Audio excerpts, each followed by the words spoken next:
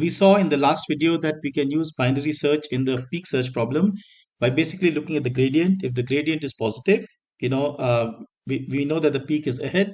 If the gradient is negative, the peak is behind. And how do we get the gradient? Well, the idea is to look at the values that are adjacent to each other. So with that idea in place, we are now ready to write some code. And that's what we're going to do in this video. So I just took my raw binary search problem, my research code, and I've just started to modify it. I call it binary search peak. I get an argument called values. So idea values is a list. So the idea here is to find the index of the peak value in the list values. Again, I start with my usual, let's say, variables and so on, the pointers, so low and high.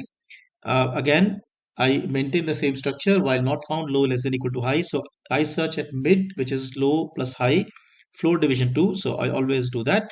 Found, however, is given to me if I find that, let's say, values, mid is greater than values mid plus 1 and values mid is greater than values mid minus 1. So basically this is just telling us that this values at the midpoint location is in fact bigger than both its neighbors, and hence it must be a peak. Now if I find the value there, well and good. If I don't, then remember, based on the gradient, I've got to move forward or backward.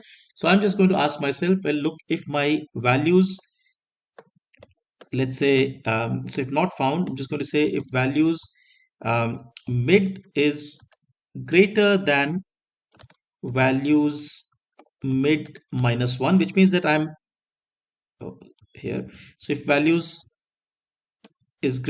mid is greater than values mid minus 1, which means that I'm on the upward, let's say, upward gradient, which means that I can discard the left half of the list. So I'm going to say low is equal to low plus 1, else I'm going to do, sorry, my bad here, low is equal to mid plus 1, else I'm going to say, well, high is equal to mid minus 1. And remember, in this data, we know that there is a peak out there. The moment we find the peak, I'm going to exit, right? So I just go and say if found, let's say I return mid, because there is a peak by definition in the problem statement.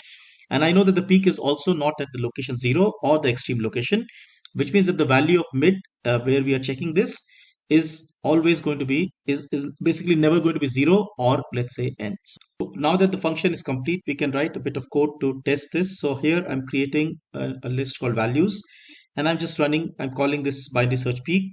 So for example, here when I run this, with this list, I get 4 at the peak, because remember 0, 1, 2, 3, 4, that's 19.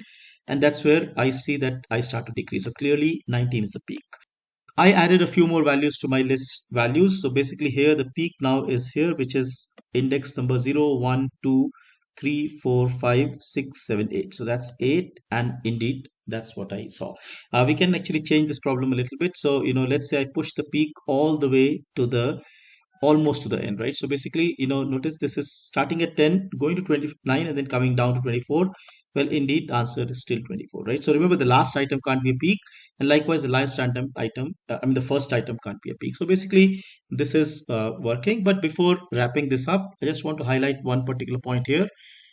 Let's take a closer look at this statement that's part of the code. So found is values mid greater than values mid plus 1 and values mid greater than values mid minus 1.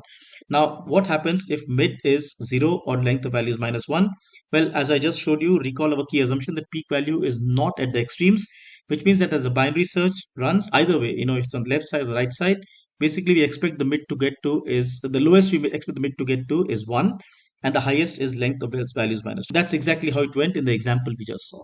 So basically this statement is all right. See how we are able to use binary search to quickly, very, very quickly narrow down to this, the peak values here.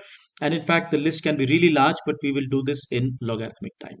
I hope you found this interesting. Do look at our website www.ybyte.in for more such videos, more such content for you to make your journey in algorithms fun and interesting. Take care. Thank you so much. Bye-bye.